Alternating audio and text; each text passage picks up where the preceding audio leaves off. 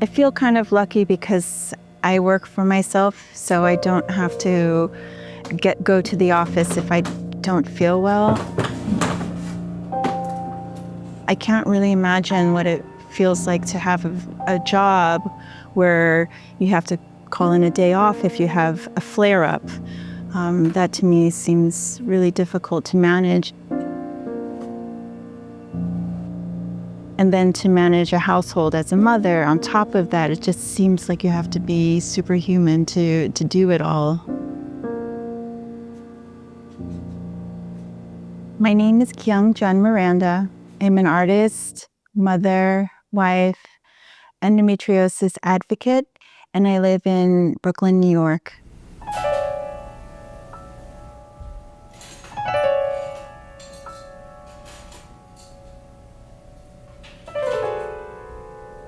When I was first diagnosed with endometriosis, I was 23 years old, just out of college, and starting to experience severe pain that I didn't know what it was. And at that point, there was no internet. There was no Google, and I didn't even have an email address. So I felt like I was in the dark and I was completely alone. I didn't know a single person who had endometriosis. Step your right foot back. Breathe in here and head straight back to downward facing dog. I had to try to manage on my own, either by yoga, meditation, Chinese medicine. Notice this pose is like a symbol of turning away from it all.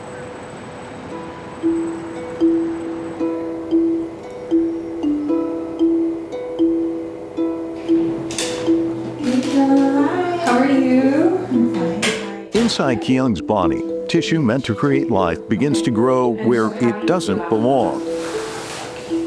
Endometriosis is a chronic condition that can cause severe pain, stealing days, months, even years. It affects 1 in 10 women worldwide, often in silence. When people have endometriosis, what commonly happens and what we find and what has been researched and proven is that the pelvic floor muscles can be hypertonic or too tight and be held in a state of spasm. And so sometimes the pain itself can be a result of that hypertonicity and that tightness in the pelvic floor. So it's just going to feel like a warming sensation for you. Endometriosis is one of those diseases that are commonly misunderstood for various reasons. One is that people think that killer cramps are normal when they're not. Exhale, tuck under and slowly peel up like a string of pearls. It can show itself up in different ways. So it can reveal itself as gastrointestinal pain. One person may not have any pain, but then when they try to get pregnant, they have miscarriages or they can't get pregnant.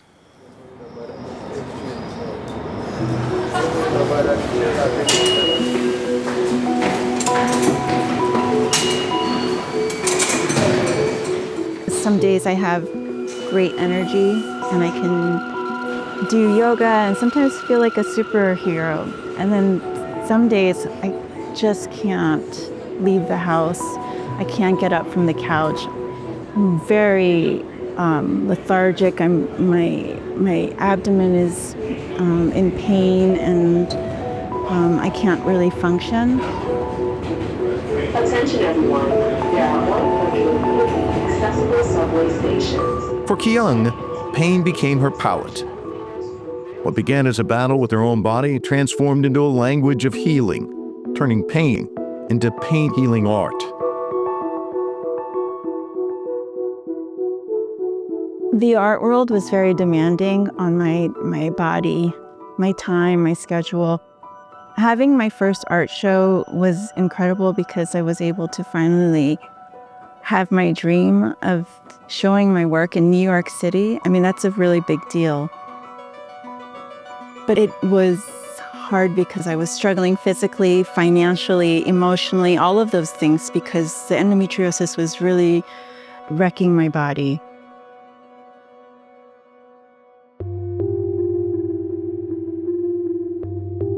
You look at an artwork and you can connect to different aspects of it, whether it's the pain, whether it's the fertility issues, miscarriage. You can connect to it in different ways.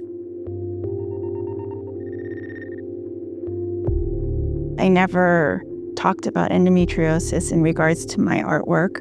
I didn't want there to be an association of my artwork with this disease.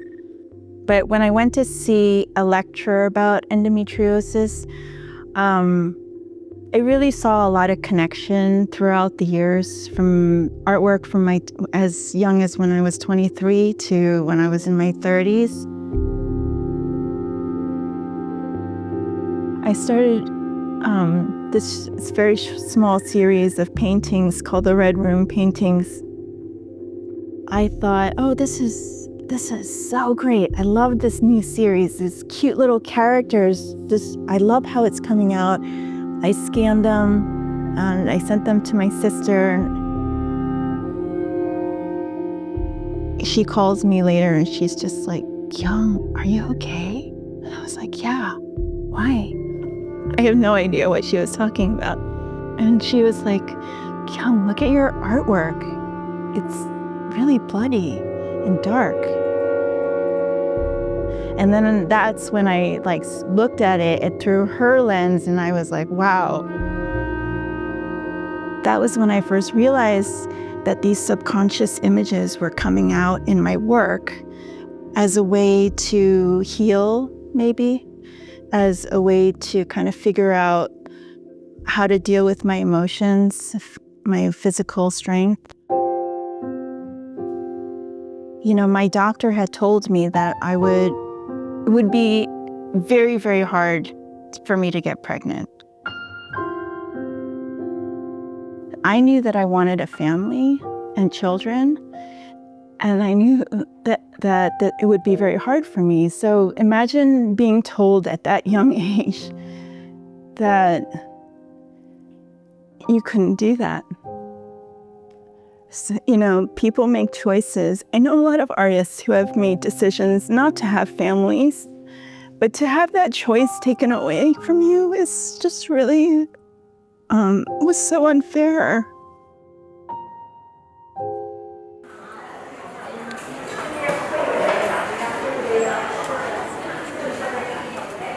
At 36 years old, I had a deep excision surgery. And that lasted about 5 hours and removed about 25 specimens of endometriosis. It was a very painful recovery. After that surgery, I met with the doctor and he said, okay, well, you know, we removed all this endometriosis, you can get pregnant now. And I was like, what? Like, I can't even convey to you how crazy that sounds. To live almost your entire adult life like thinking that wasn't an option.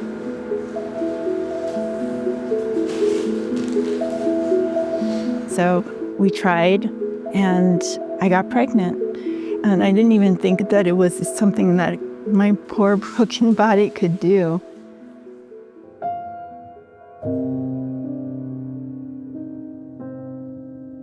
A couple of weeks into my pregnancy, we lost a baby.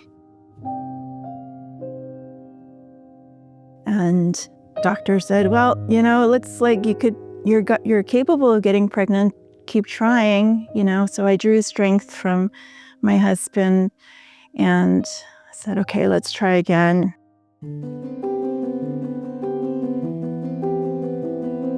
At 39 years old, I got pregnant. And I had a healthy pregnancy.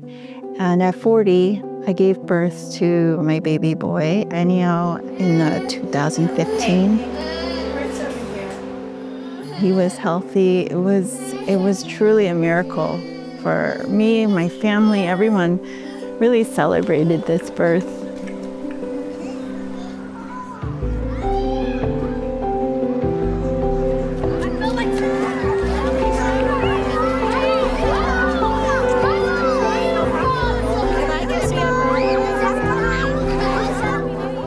mother at the age of 40 really transformed my life. I didn't want to have a nanny or babysitter. I just wanted to be there for every moment of his life.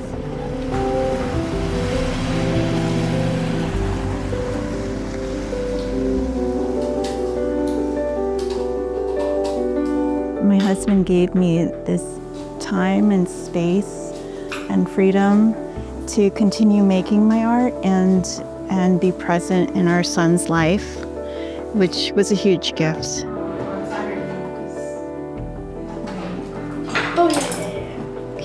He's very supportive. He comes to all my doctor's appointments. Is there any cyclicity to it, to the pain? So it does typically happen when there's inflammation during, like, in between the months, in between the cycles.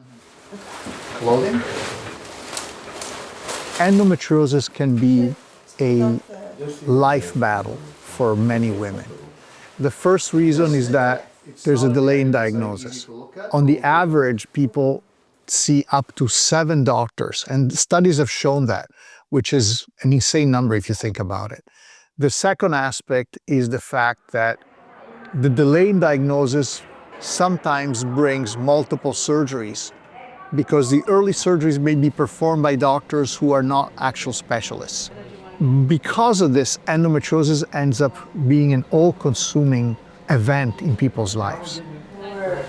Rib. Going all the way back up. So the rib is actually tender right here. Yeah. This ultrasound mapping provides a great amount of information, specifically where the lesions are, so a person doesn't have to be opened up. You're right, sorry, right here. Kyung's experience relates to the wider experience of women with endometriosis in a very particular way. She's an artist. She is an advocate. She has transformed this experience into something, in a way, creative. So that makes it special.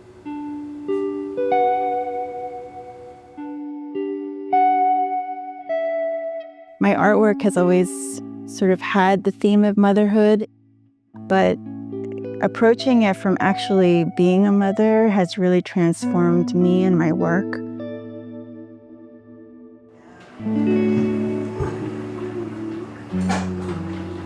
You know that you can go into like previous pages. My son and I are very, very close. We're both what you call introverts. And we both love art. No, it's not a building. What is It's a nuclear plant thing. He's been inspired by me as an artist and my husband, who's the creator of La Boniqueña graphic novel series.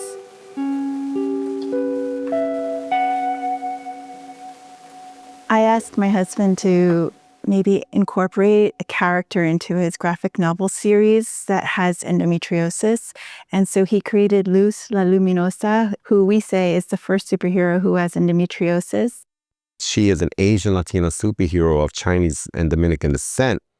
This is the first book to address endometriosis in the superhero storytelling space.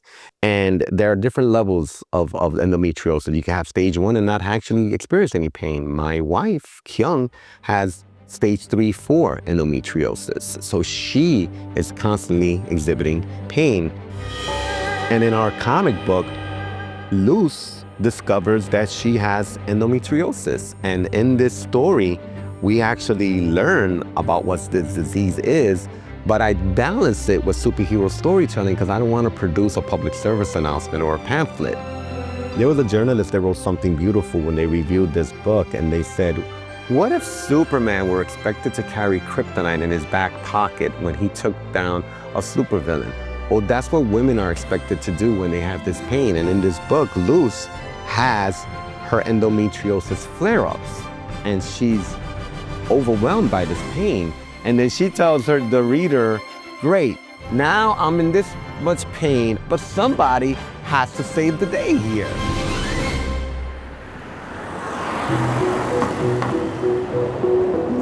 We're going to start the second half of the workshop. Agenda, what's number 2, the art of powerful messaging for middle school. I started a teaching artist training called TAP, Teaching Artist Project.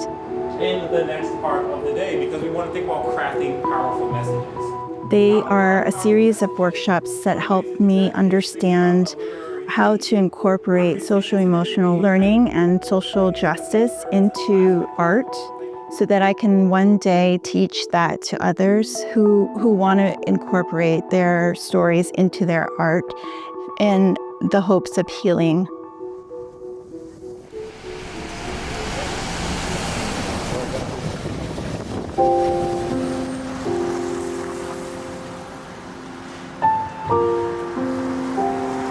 Now I feel I can help others. My goal for the endometriosis community is to create awareness so young people don't have to struggle and suffer as long as I did, so they can find diagnosis early. Ultimately, my hope is to leave behind a legacy of hope, understanding, and strength for my family and the endometriosis community.